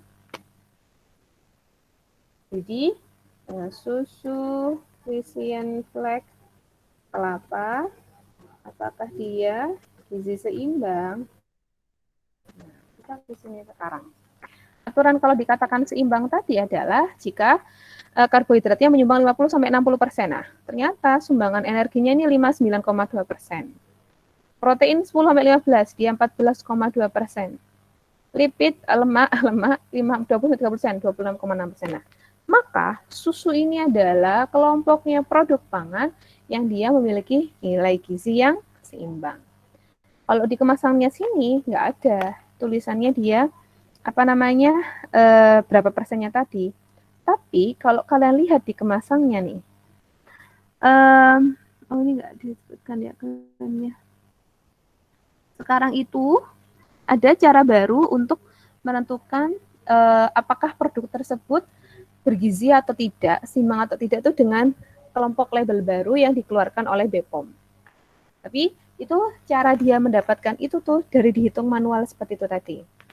Oke, saya coba Mas carikan dulu gambarnya biar kalian kebayang.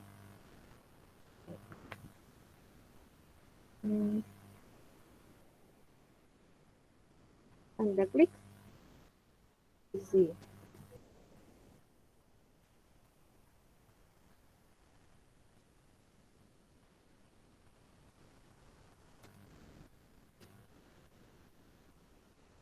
Nah ini di sininya. Sorry ya, salah sebutin mereknya. Dia ini ada tanda checklistnya ini. Jadi kalau produk itu ada tanda checklist warna hijau dari BPOM ini, berarti produk itu adalah pilihan yang lebih sehat. Artinya produk itu tuh apa namanya dari nutrisi zat gizinya itu dia sudah menunjukkan nilai yang lebih baik, yang lebih bagus gizinya. Atau nah ini nih kayak kelihatan ini. Nah ini nih saya tak carikan ya, Milo cair.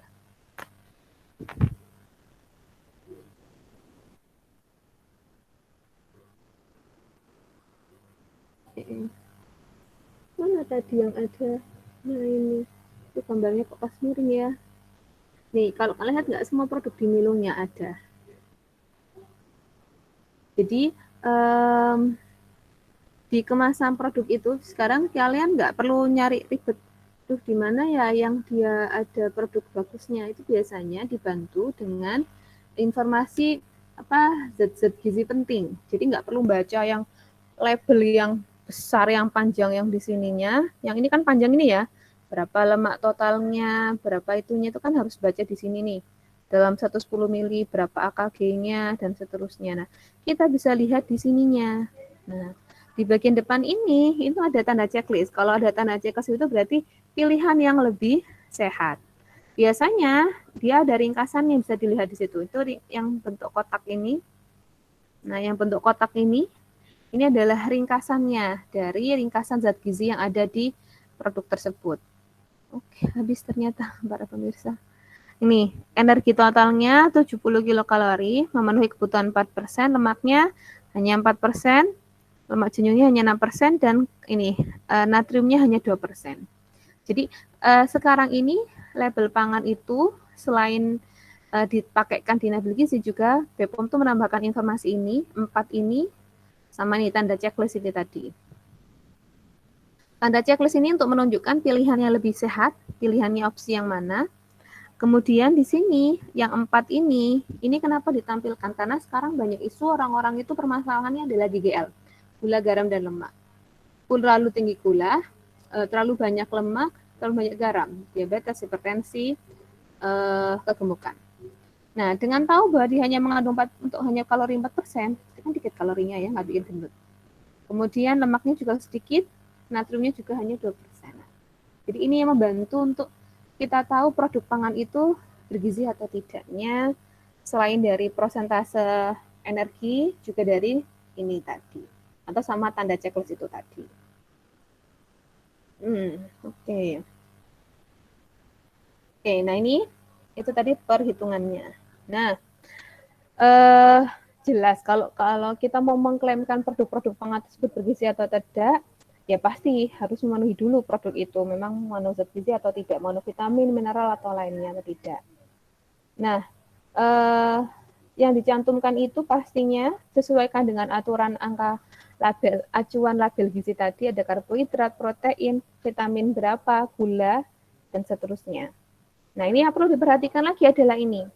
Ukuran takaran saji, jumlah sajian, kandungan energi per saji, kandungan protein per saji, karbohidrat per saji, lemak per saji, dan prosentase dari AKG.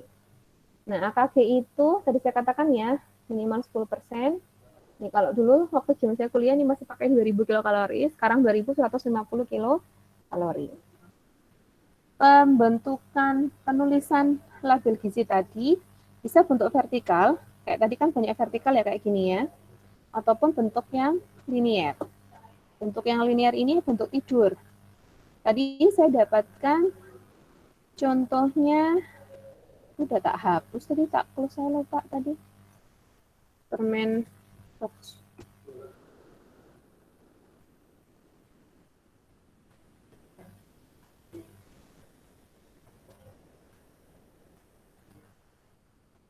Nah, ini tadi ya, kayak ini tadi dia bentuknya adalah bentuk tidur. Jadi tabel gizi itu nggak semuanya harus berdiri, tapi bisa juga dicantumkan dalam bentuk tidur.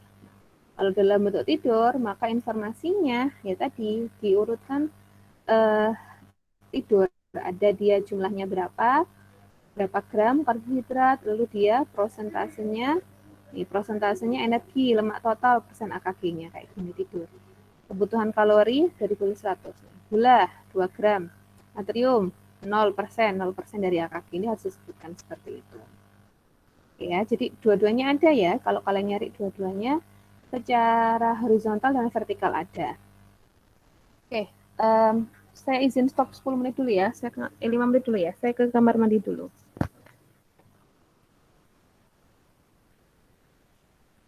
Biar nggak sepi kalian, dan memang saya ada, tak puterin lagu bentar. Bentar saja.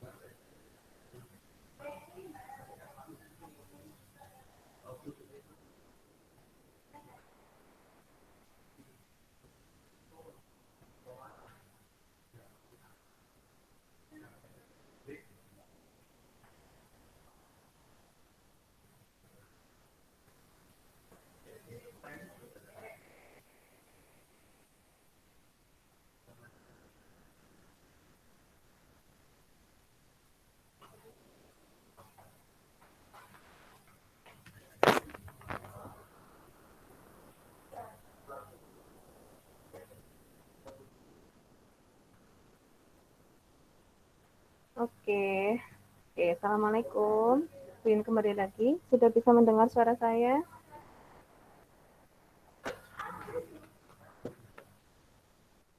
Sudah, Bu. Ya, Bu. Sip. Nah, saya lanjutkan ya. Jadi selain yang label tadi pangan tadi, saya cek dulu. Sekali tadi saya. Oh ya, nanti Mbak Kalimatus tolong saya dibantu untuk yang terkait apa namanya kehadirannya ya, absensinya ya. Iya, Bu. Nah, sekarang ini yang klaim lainnya terkait di permasalahan di label dan periklanan yang di pangan. Jadi kadang-kadang kita itu mengklaimkan itu gizi itu secara mutlak, secara komparatif, atau secara tersirat, atau secara kesehatan. Nah, ini contohnya adalah klaim kandungan gizi secara absolut atau mutlak. Contohnya di sini adalah sodium 300 mg. Apa artinya? Nah, sodium 300 mg itu berarti dia mengklaimkan nih per takaran saji, serving size takaran saji 114 gram. Oh ya, ini tolong diperhatikan ini. Serving size-nya 114 gram, tapi kok serving per kontainernya 4. Artinya, dalam satu kemasan itu ada bobotnya sekitar 450-an. Ya, 450. Itu nggak harus dihabiskan satu kali, tapi itu dimakan, nggak harus dihabiskan makanan sekali, tapi 4 kali. Jadi sering itu kalian ya beli Citato, beli snack yang ukuran besar, kalian habiskan sendiri. Kalau kalian cek di takaran sajanya di sini, serving per kontainernya bukan 4 tapi 10 bahkan. Nah, makanya ada yang bilang, Bu, saya makan Citato, saya lihat kok Bu di bagian nutrient fact-nya dia sodiumnya cuma 3%. 3% itu per satu takaran saji. Tapi kalau kalian makan sekaligus semuanya, berarti 3 kali kan 30%. Ya, jadi perlu diperhatikan serving size, takaran saji, dan jumlah takaran per kemasan. Ya, jadi jangan hanya dibaca label gizinya, terus kalau lihat, oh berarti bagus nih, garamnya cuma 2%.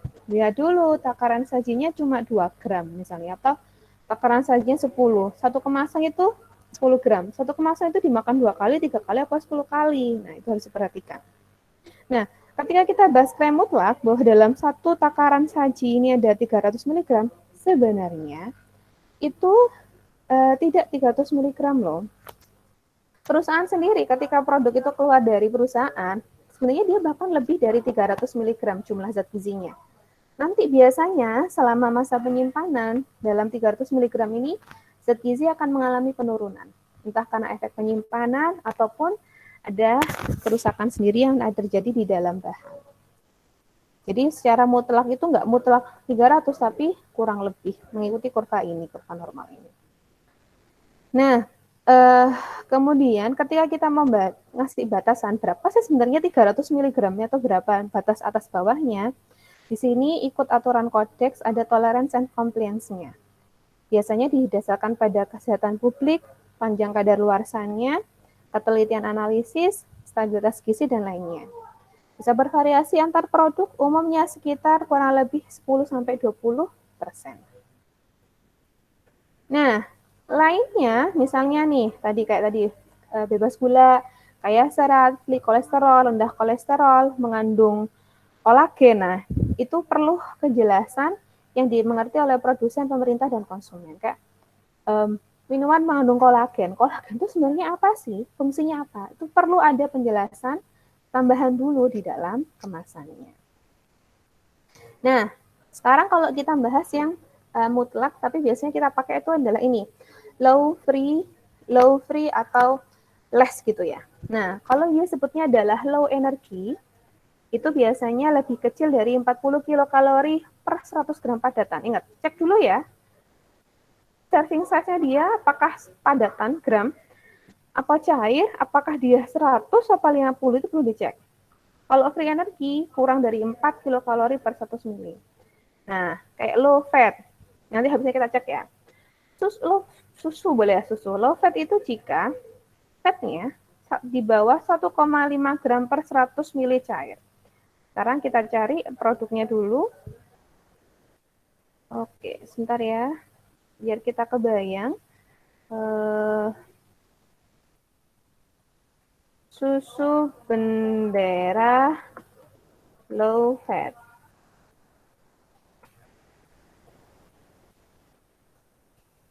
Komposisi. Anaknya online itu tinggal tak cariin gambarnya aja. Mana dia yang low fat, gambarnya, komposisinya.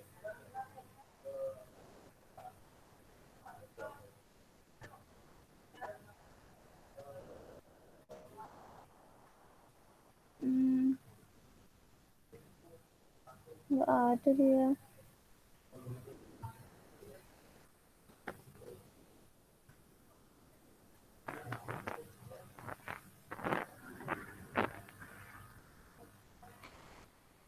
Bentar ya.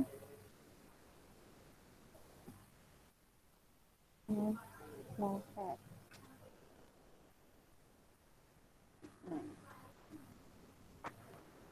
Oke. Di sini diklaimkan Ultramilk low fat, ya, rasa coklat. Nah, kita lihat di komposisinya sekarang. Nah, ingat kalau low fat ini ada tulisannya 2,5 gram ternyata total lemaknya.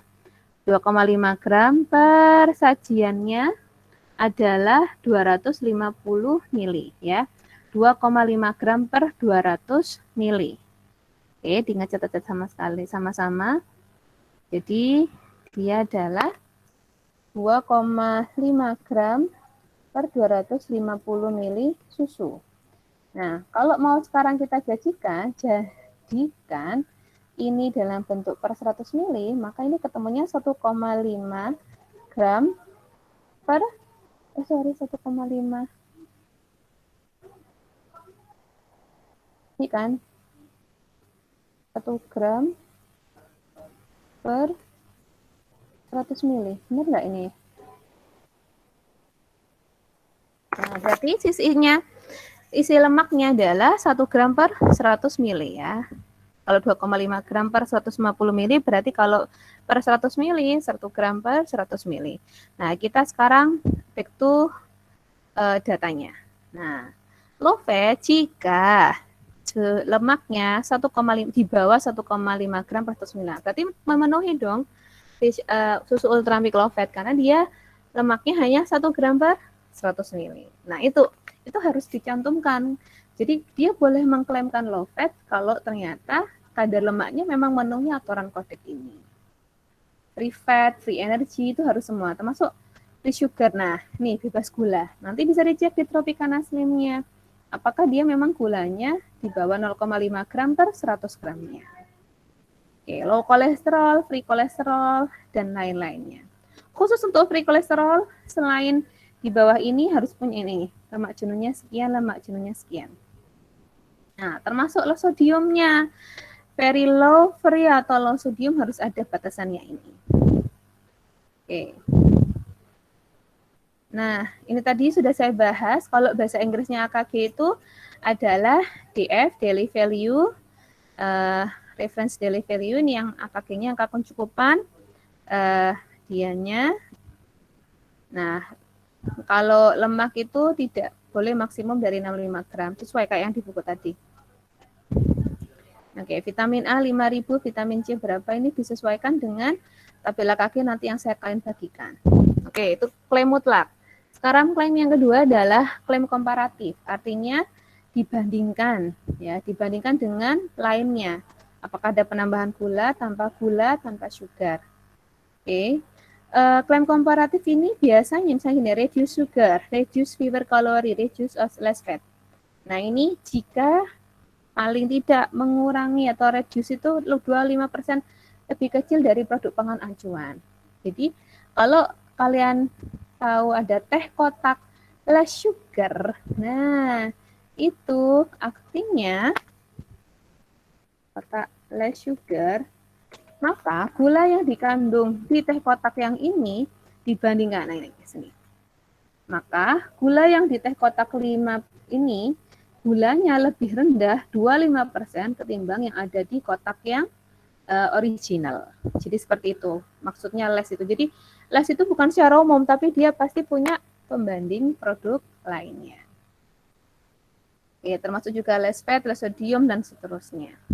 Begitu pula kalau higher food source, maka di sini biasanya dikomparatifkannya Nih kalau high fiber ada 5 gram per 100 gram, juga memenuhi persyaratan low fat.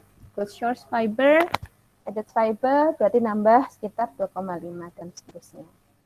Nah, kalau yang klaim structure atau function itu misalnya untuk membantu pada fungsi tubuh tertentu. Misalnya kalsium membuat tulang menjadi kuat gitu. Dan itu tidak ada hubungannya dengan penyakit osteoporosis, hanya berdasarkan pada fakta bahwa ternyata misalnya kolagen membantu regenerasi sel kulit. Nah, kayak gitu. Jadi nggak bilang kalau kolagen menyebabkan awet muda, no. Tapi kepada fungsinya dia. Kolagen meningkatkan elastisitas kulit.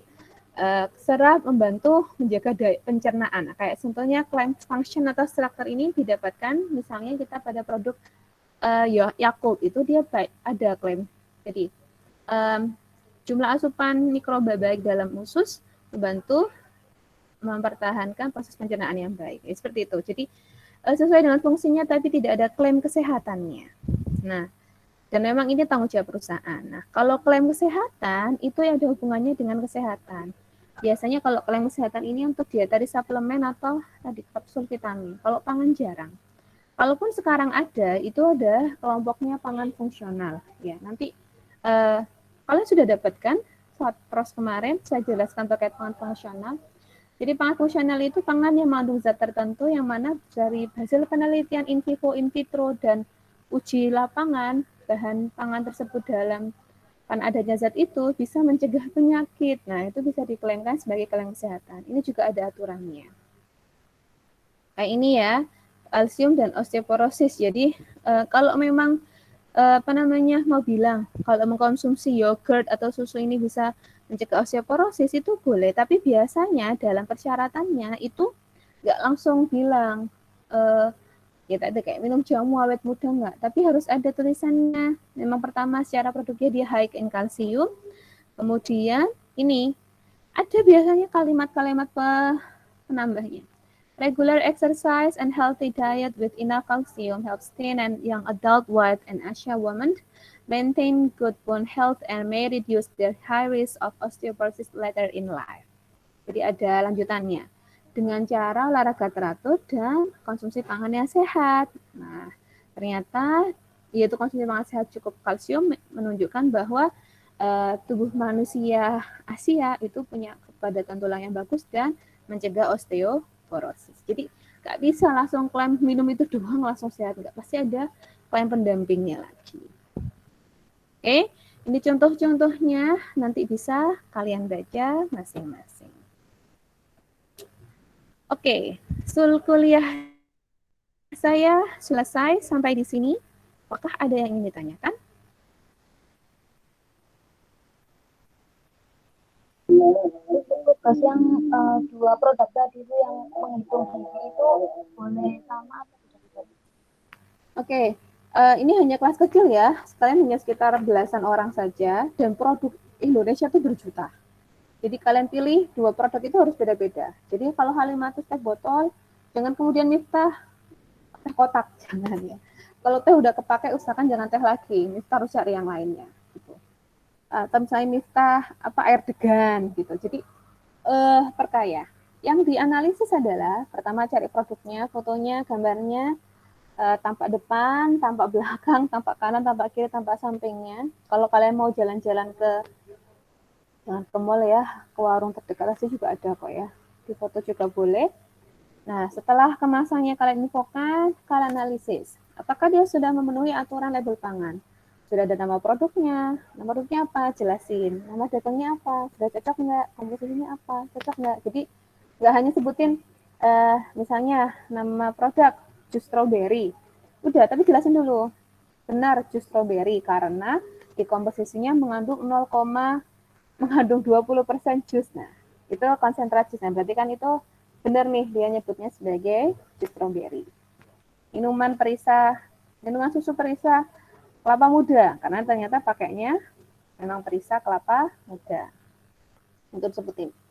Dianalisis terkait label pangannya secara detail, komposisinya, daftar seperti tanggal kadaluarsa, kemudian produsen dan seterusnya, nomor izin BPOM, MD atau Kalau MT kenapa? Kalau PIRT kenapa? Nggak harus semuanya MT.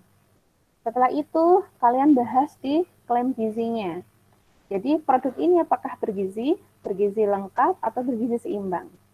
Dan entah kalian menyebutkan 3 itu, tetap kalian harus menghitung kayak tadi yang di jam saya tadi, menghitung bagaimana kalian menentukan kalorinya. Berapa persen sumbangan kalori dari karbohidrat, dari protein, dan dari lemak. Kalian hitung prosentasenya.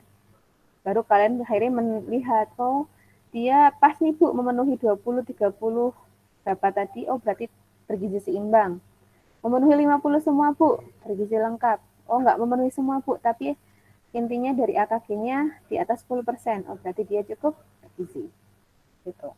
Atau dia nggak bergizi karena kayak contohnya ya gula, permen. Permen itu kan hanya isinya cuma gula, misalnya gula aja, dia nggak ada vitaminnya, nggak ada apanya. Nah, berarti kan hanya satu zat gizi doang, gula. Berarti nggak cukup dikatakan sebagai pangan yang bergizi. Oke, kemudian tambahan, jadi saya minta usahakan dari 2 produk itu cari yang ada klaimnya, entah low fat, low sugar, added fat, added sugar, ataupun yang misalnya less kalori, less sodium, nah itu harus ada. Atau mungkin yang kalian nemu yang punya klaim kesehatan. Jadi bisa kalian cari juga yang tadi punya tanda-tanda checklist tadi. Jadi analisis 2 produk itu, kalau dua-duanya dapat yang sampai menemukan produk yang ada klaim kesehatannya boleh, atau paling enggak salah satunya saja. Oke, itu penugasannya. Yang penugasan itu dikumpulkan minggu depan, yang penugasan hasad dikumpulnya 2 minggu lagi. Ini untuk eksplorasi, jadi kalian memang benar-benar mengerti materi saya, karena kalau cuma kuliah saja, tidak cukup pemahamannya untuk mengerti bagaimana sih menjaga mutu produk. Manajemen mutu itu di industrinya, di produsennya, sampai di kita, di konsumennya itu seperti apa. Oke, ada lagi pertanyaan? Hari ini nggak ada kuisinya, mohon maaf, tapi jadinya ya ada tugasnya menarik untuk saya ini ya, karena harus cari produknya. Kalau kuliah realnya gitu biasanya saya selalu minta, ayo bawa produknya gitu. Jadi kita di kelas makan-makan. Kadang-kadang kalau kalian nggak bawa makan tuh saya selalu yang bawa, terus akhirnya udah kita makan bersama. Ya kita makan di rumah masing-masing. Oke, nggak ada pertanyaan, cukup?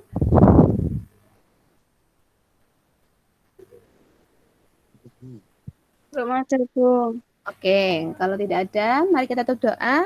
Monggo siapa yang saya minta tolong, 1 orang tuh mimpin doa, biar nggak suara buyun saja.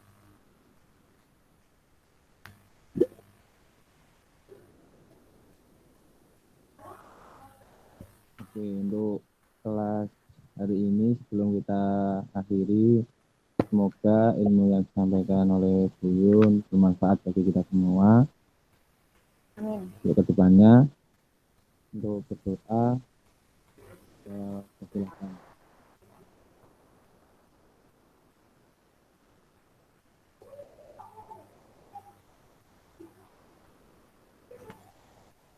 Berdoa dicukupkan.